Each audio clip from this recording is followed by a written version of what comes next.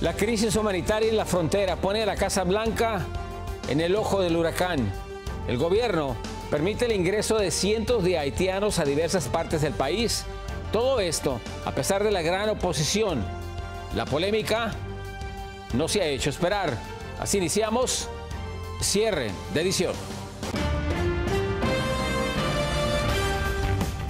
Muy buenas noches, bienvenidos a cierre de edición. Les informa José Armando Ronstadt. Iniciamos con el nuevo desafío que enfrenta el presidente Joe Biden, quien se encuentra atravesando momentos difíciles sin saber cómo resolver la crisis humanitaria en la frontera debido a la presencia de miles de migrantes.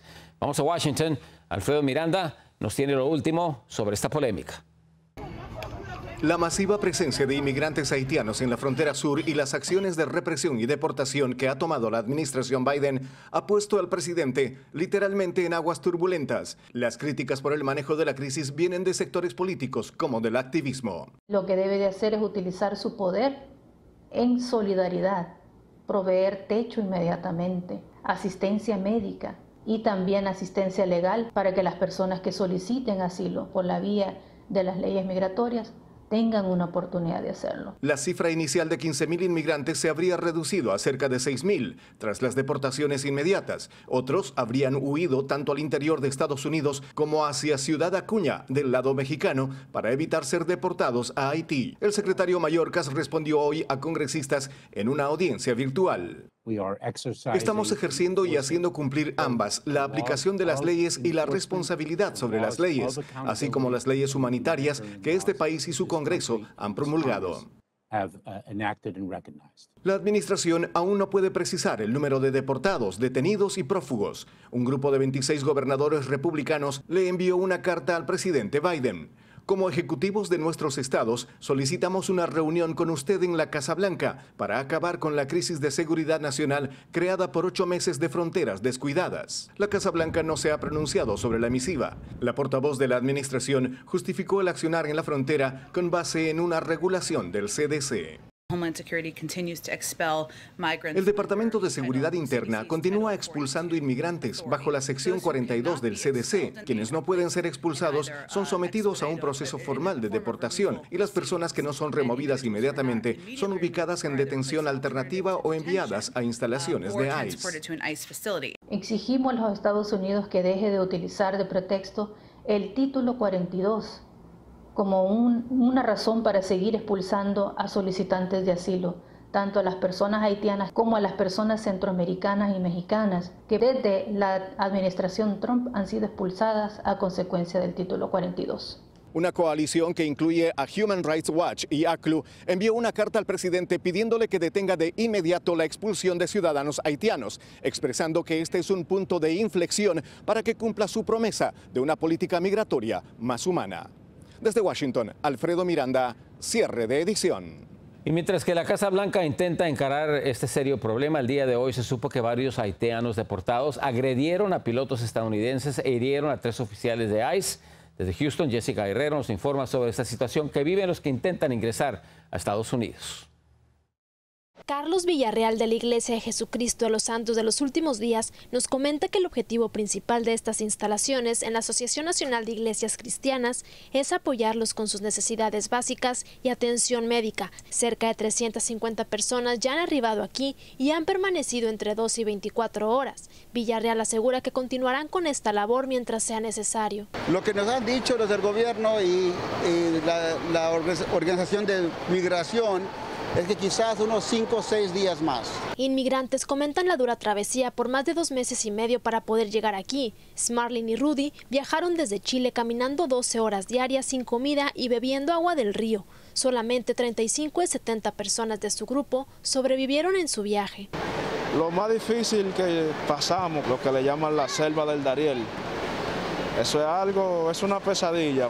Ahí duramos 7 días en el monte. Mucha mujer embarazada, muerta, sin cabeza, se la comían los pájaros ya.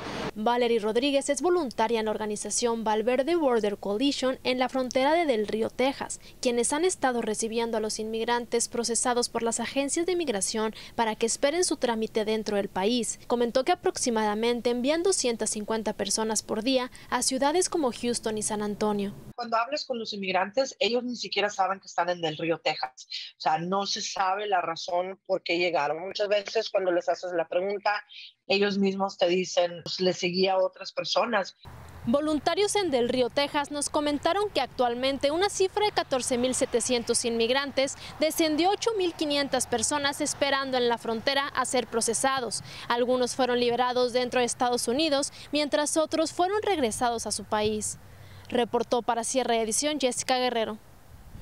Por su parte, el gobernador de Texas está proponiendo una barrera de acero para evitar el ingreso de haitianos. Esto es lo que sabemos. Según la idea de Greg Abbott, la barrera estaría formada por decenas de autos policíacos que impedirían el avance de los migrantes que se encuentran a las puertas de la ciudad del Río, Texas. Vamos a ver si funciona. Y la ciudad fronteriza de Tijuana, en Baja California, volvió a convertirse en una de las más peligrosas de la República Mexicana. A diario ocurren asesinatos a plena luz del día y frente a testigos. Nuestro corresponsal de la frontera, Vicente Calderón, nos tiene el último recuento de la violencia que ahora se vive. Uno de los lugares favoritos de quienes visitan esta frontera es el Mercado Hidalgo, donde cada aniversario festejan en grande. Pero hoy no hay celebraciones. La violencia que sufre esta ciudad llegó recientemente a uno de sus locales. Un hombre fue asesinado cuando llevaba de la mano a un niño. El crimen, que generalmente se mantenía en las colonias populares, se desbordó, llegando a los centros comerciales. En menos de un mes, 3 ataques mortales sucedieron en este tipo de plazas visitadas por turistas y residentes. Esa violencia y esa corrupción está subiendo a otros niveles más graves que tienen un impacto directo en la sociedad. Pero el jefe de la policía de Tijuana insiste en que el crimen disminuye. La tasa por 100,000 habitantes es bastante baja. El martes mataron a un hombre en Plaza Galerías, a la entrada de una zona residencial. Salía del mismo gimnasio donde hace 3 años otra persona fue ultimada a tiros. Ese asesino también sigue prófugo. Tampoco nosotros tenemos expectativas muy altas, ¿no?, de que se pueda verdaderamente reducir la incidencia delictiva. El Consejo Ciudadano de Seguridad Pública dudaba que mejoraría la situación con este gobierno. Ahora confirma que todos los índices delictivos van a la alza. La Guardia Nacional patrulla las calles porque Tijuana sigue con déficit de policías. Y realmente el ambiente de trabajo dentro de las policías no es el más adecuado. Otro crimen ocurrió a principios de septiembre en un centro comercial de Playas de Tijuana, que es una comunidad de clase media alta. Allí asesinaron a una niña y a la escolta de un empresario. Ese delito también permanece en la impunidad. En Tijuana, Vicente Calderón, Noticiero Cierre de Edición. Y mientras que el presidente Joe Biden ofrecía su discurso en la sede de las Naciones Unidas en Nueva York, esto es lo que ocurría en los cielos de la ciudad. Un pequeño avión monomotor violó el área restringida, inmediatamente hizo sonar las alarmas en el Comando de Defensa Nacional Aeroespacial. Rápidamente fue enviado un avión de combate F-16 para que lo interceptara. Y peligra la primera parte del ambicioso paquete de infraestructura propuesto por el presidente Joe Biden. El plazo para aprobar el plan sería este próximo lunes. El primer mandatario tenía programado reunirse hoy con demócratas de la Cámara y el Senado para tratar de conciliar las fracturas en su partido. Los republicanos han manifestado que se oponen totalmente a este proyecto. Y la pandemia, además de generar problemas severos de salud, económicos, ahora también genera estrés detrás de un drástico incremento en el abuso del alcohol. Dayanis López con la siguiente información. Dayanis, buenas noches, adelante. Buenas noches, José. Varios estudios sugieren que a nivel nacional, tanto jóvenes como adultos están comprando y consumiendo mucho más bebidas alcohólicas durante estos casi 2 años de pandemia. En los Estados Unidos, casi 1 de cada 5 personas consume una cantidad excesiva de alcohol. Esto de acuerdo a un análisis realizado por The Harris Poll.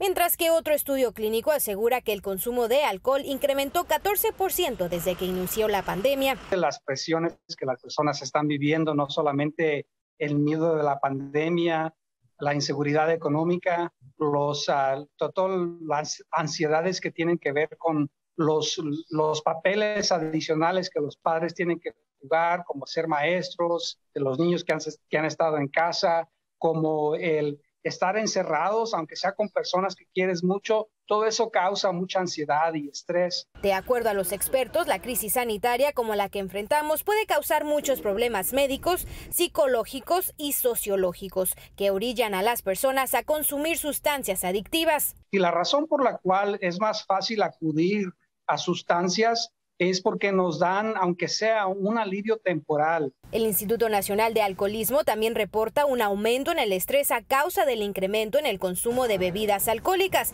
Incluso se agravó el uso de esta sustancia adictiva entre jóvenes, mujeres o en quienes ya padecen de alcoholismo. Y la gente tiene que aprender a ajustarse a la realidad que está viviendo. Y el alcohol lo único que nos lleva es a la destrucción y a la evasión. Más de la mitad de los 6,000 participantes en el estudio, aparte de compartir que beben en exceso, dijeron que durante los últimos 2 meses sufren un impacto negativo mental, psicosocial y físico. Y lo más importante, reconocer que tengo ya un problema, con el consumo del alcohol. Y los expertos exhortan a quienes enfrentan una adicción de alcoholismo o depresión buscar ayuda, la cual existe a nivel nacional, llamando o visitando las páginas web de los departamentos de salud mental de su localidad. Hay mucha ayuda y es gratuita, José. Regreso contigo. Muchísimas gracias, Dayanis. En otra información, Florida podría ser el próximo estado en prohibir el aborto. La decisión de los legisladores republicanos, que son mayoría, ahora calienta una vez más el debate y ha movilizado a defensores del derecho al aborto. La prohibición sería similar a la nueva ley de Texas que entró en vigencia el 1 de septiembre y que, por cierto, no hace excepción alguna para embarazos causados por violación o por incesto. Una breve pausa y tenemos más información en cuestión de minutos. Decenas de mexicanos quedaron con las maletas hechas, les prometieron trabajo, pero era una verdadera estafa. Le explicamos.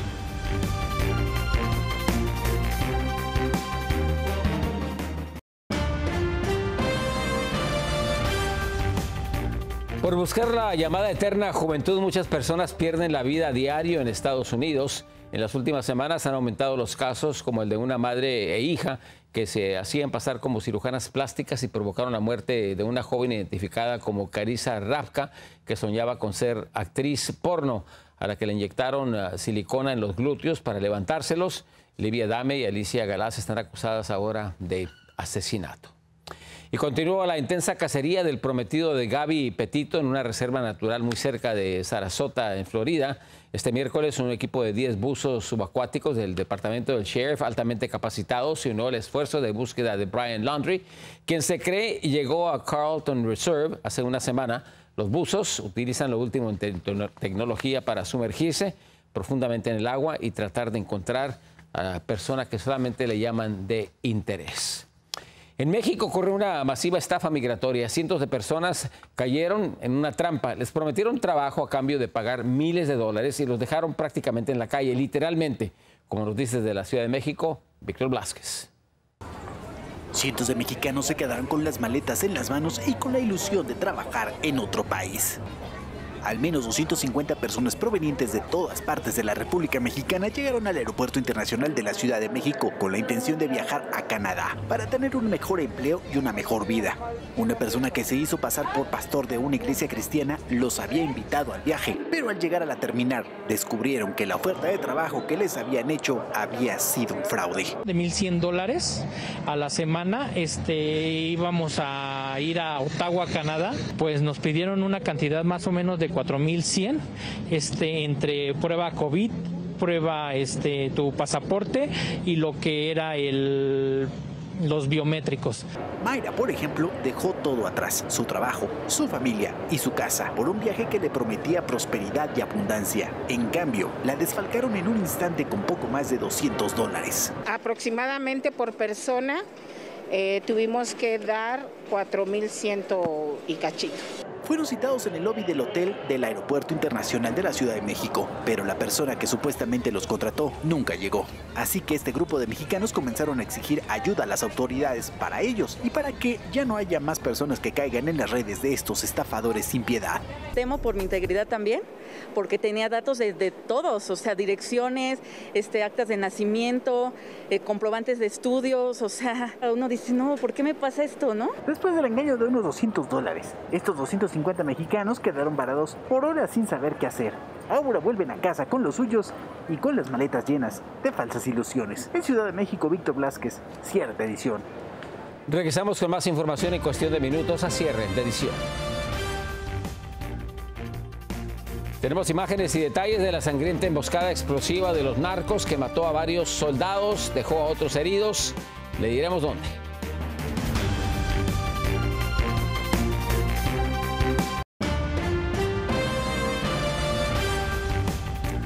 En México, en medio del dolor, despiden los restos de una madre y su hijo que murieron al caerles toneladas de escombros en una tragedia provocada por las lluvias. María Teresa Sarabia nos tiene las imágenes de la angustia que aún se vive. Luego de 11 días de intensa búsqueda, finalmente los cuerpos de Paola, de 21 años, y su pequeño Dylan, de 5, fueron recuperados la noche de ayer bajo toneladas de escombro con ayuda de binomios caninos. Después de esta sensible pérdida, Jorge Mendoza, el papá de la familia, ya no puede con tanto dolor.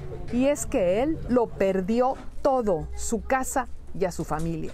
En este humilde hogar, a poco más de 1 milla de la zona del derrumbe, son velados los cuerpos de Paola y Dylan. En este lugar, el dolor es inevitable.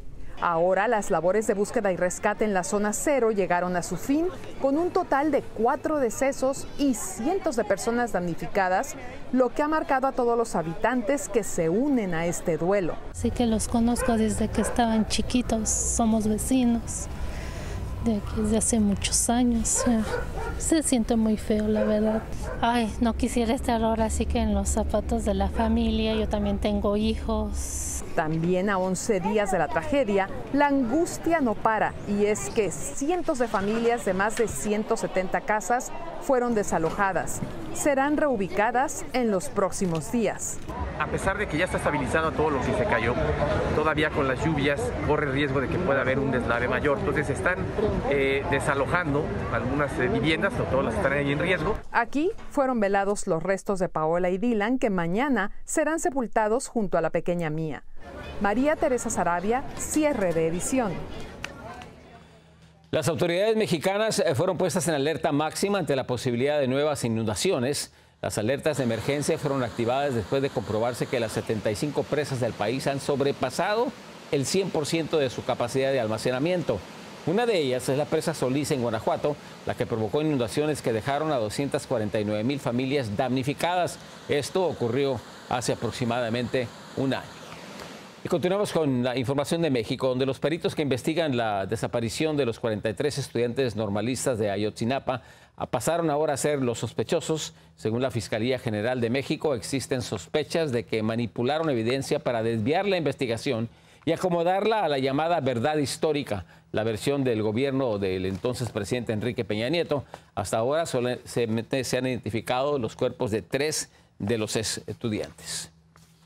En Colombia, el cártel del Clan del Golfo realizó una sangrienta emboscada. Usaron explosivos al paso de un camión lleno de soldados.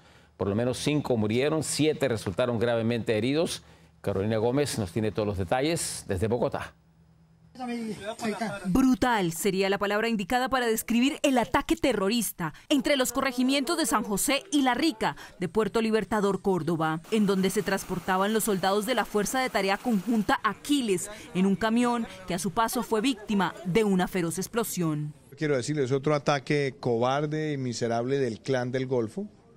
El Clan del Golfo sabe los golpes que ha venido recibiendo, entonces quiere retaliar con ese tipo de hechos cobardes. 5 militares muertos y 7 heridos fue el saldo de esta emboscada, que por la huella que dejó en el terreno y los hierros retorcidos de los camiones muestran la dimensión y carga explosiva utilizada para el ataque. Desde la Defensoría del Pueblo nos solidarizamos con las familias de los soldados asesinados y deseamos la pronta recuperación de quienes resultaron heridos. De la misma forma, esperamos rapidez en las investigaciones por parte de las autoridades para dar con los responsables de este crimen. Por su parte, el gobierno ofreció una recompensa de más de $50,000 para quien dé información de los autores materiales de estos hechos, porque ya tienen una hipótesis de quién puede ser el autor intelectual. Alias Cabezas, a pesar de estar en la cárcel, es el presunto autor intelectual de este atentado terrorista contra nuestros soldados. Mientras el parte médico de los soldados heridos que fueron trasladados a un centro asistencial afirman que se encuentran estables, pero con muchas heridas en todo el cuerpo por las esquirlas. El presidente Duque, en medio de su visita a Nueva York por la 76 Asamblea de las Naciones Unidas, le envió un mensaje contundente a alias Otoniel, máximo jefe del Clan del Golfo. Le dice que se entregue a las autoridades, o si no, que se atenga a recibir su merecido. En Bogotá, Colombia, Carolina Gómez para Cierre de Edición. Siguen con nosotros, una breve pausa y tenemos más información.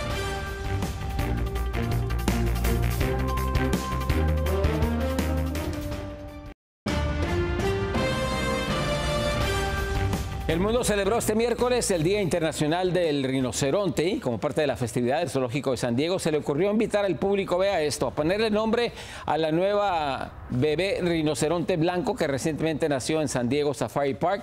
Entre los 3 posibles nombres están Camaria, Kifaru e Ilanga. El nombre con la mayor cantidad de votos se va a anunciar el próximo 29 de septiembre. ¿Usted qué nombre le pondría? El equipo de Cierre de Edición ha votado porque se le nombre a la bebita rinoceronte Romianis. Ahí lo tiene usted. Usted escoja el suyo. Yo soy José Armando Ronstadt. Muy buenas noches. Gracias por acompañarnos.